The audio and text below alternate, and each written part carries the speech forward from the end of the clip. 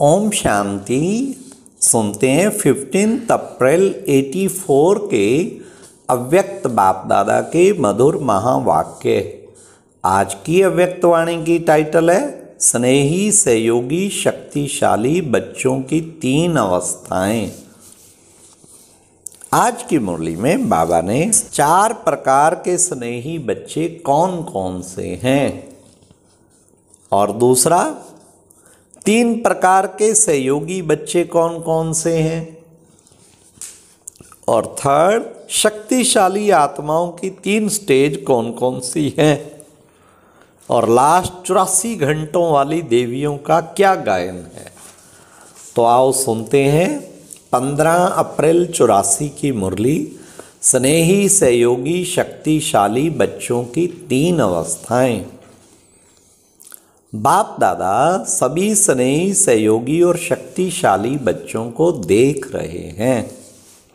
स्नेही बच्चों में भी भिन्न भिन्न प्रकार के स्नेह वाले कौन कौन से, अब सुनते हैं बाबा से।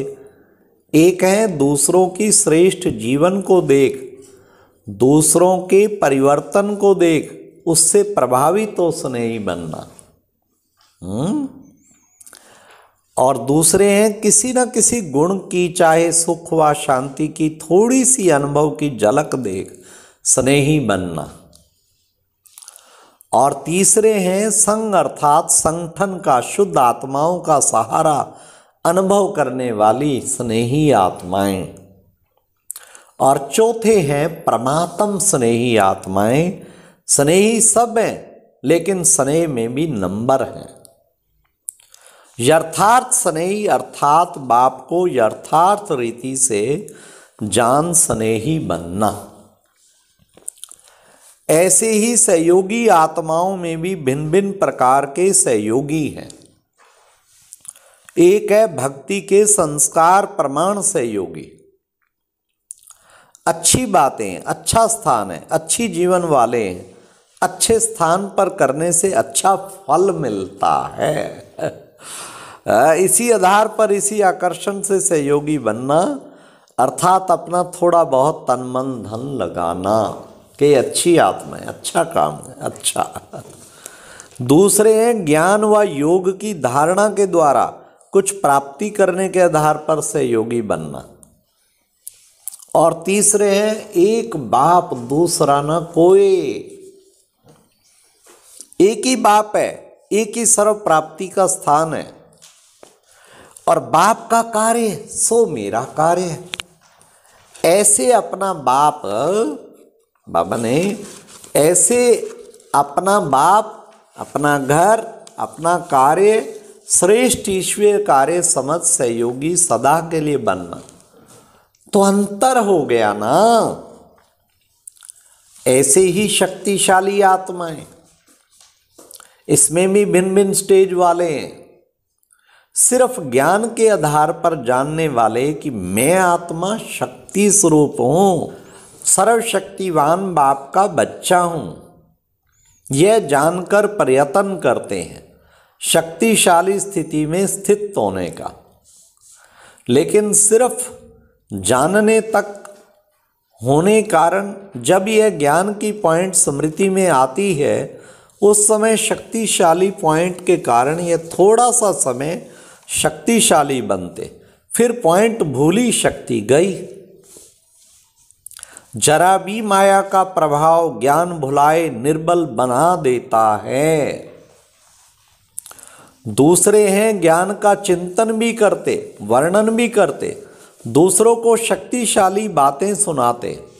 उस समय सेवा का फल मिलने के कारण अपने को उतना समय शक्तिशाली अनुभव करते हैं। लेकिन चिंतन के समय तक व वर्णन के समय तक सदा नहीं। पहली चिंतन की स्थिति और दूसरी वर्णन की स्थिति। और तीसरे हैं सदा शक्तिशाली आत्मा, सिर्फ चिंतन वर्णन नहीं करते लेकिन मास्टर सर्वशक्तिवान स्वरूप बन जाते। स्वरूप बनना अर्थात समर्थ बनना। उनके हर कदम हर कर्म स्वतः ही शक्तिशाली होते। स्मृति स्वरूप हैं, इसलिए सदा शक्तिशाली स्थिति है। शक्तिशाली आत्मा सदा अपने को सर्वशक्तिवान बाप के साथ कंबाइंड अनुभव करेगी और सदा श्रीमत का हाथ छत्र छाया के रूप में अनुभव होगा।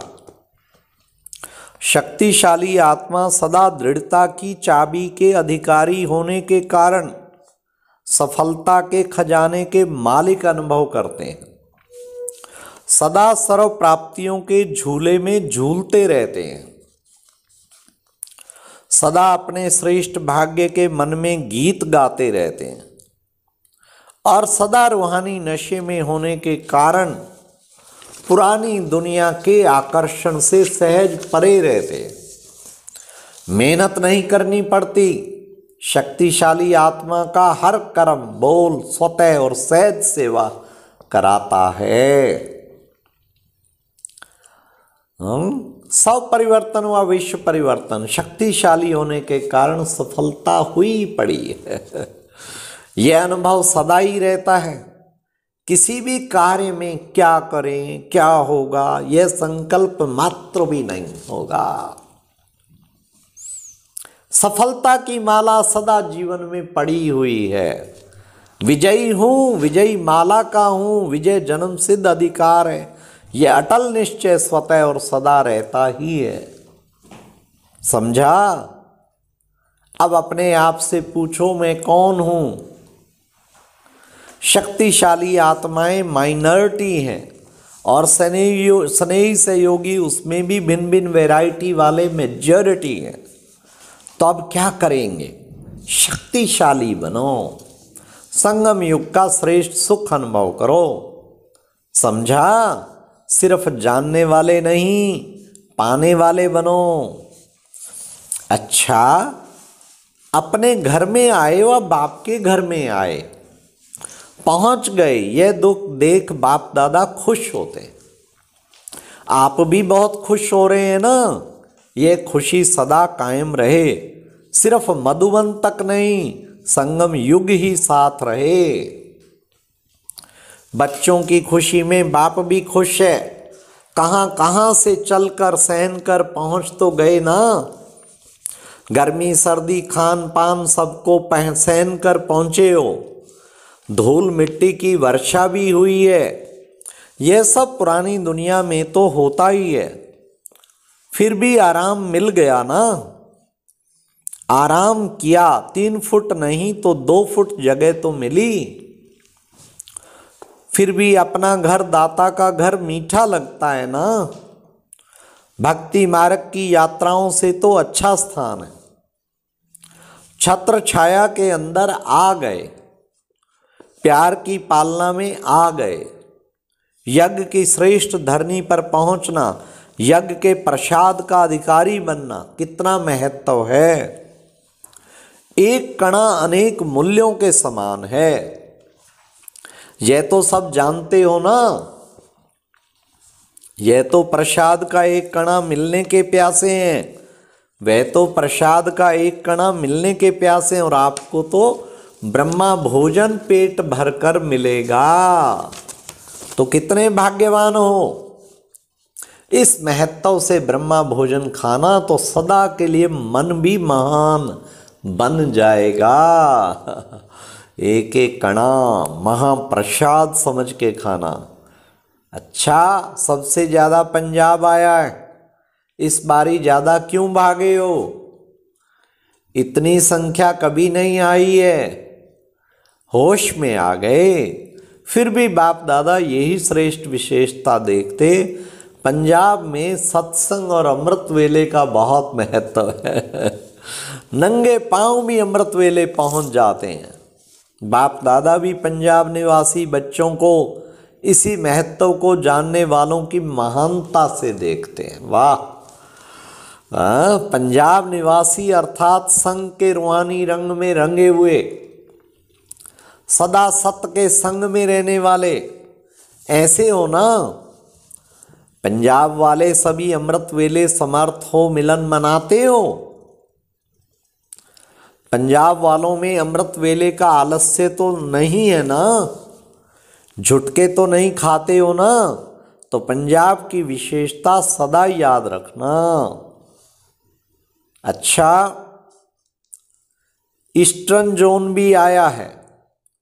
इस ईस्ट की विशेषता क्या होती है? किसी ने कहा सनराइज, सूर्य सदा उदय होता है, सूर्य अर्थात रोशनी का पुंज। तो सभी ईस्टर्न जोन वाले मास्टर ज्ञान सूर्य हो, सदा अंधकार को मिटाने वाले, रोशनी देने वाले हो ना। तो बाबा ने यह विशेषता है ना, कभी माया के अंधकार में नहीं आने वाले, अंधकार मिटाने वाले मास्टर दाता हो गए ना।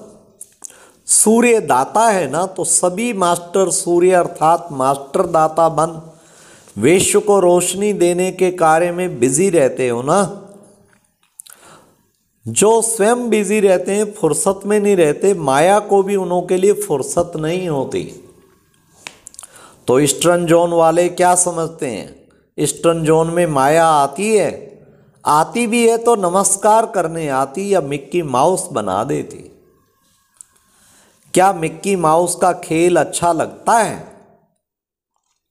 ईस्टर्न जोन की गद्दी है बाप की गद्दी। ब्रह्मा बाबा कलकत्ता में गद्दी थी ना, तो राजगद्दी हो गई ना।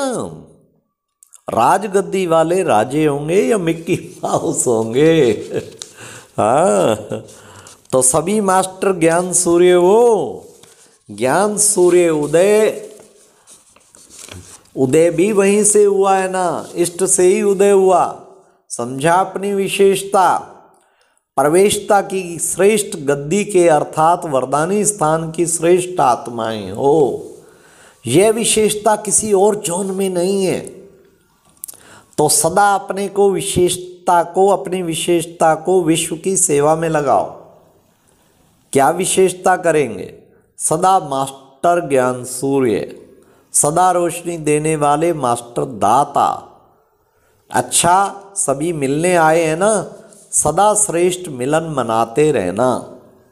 मेला अर्थात मिलना, एक सेकंड भी मिलन मेले से वंचित नहीं होना। निरंतर योगी का अनुभव पक्का करके जाना। अच्छा, सदा एक बाप के स्नेह में रहने वाले स्नेही आत्माओं को, हर कदम ईश्वरीय कार्य के सहयोगी आत्माओं को, सदा शक्तिशाली स्वरूप श्रेष्ठ आत्माओं को, सदा विजय के अधिकार को अनुभव करने वाले विजयी बच्चों को बाप दादा का याद प्यार और नमस्ते। अच्छा, ओम शांति। ये एक प्रेरणादायक वीडियो है, जरूर देखें, कोई भी मिस ना करे।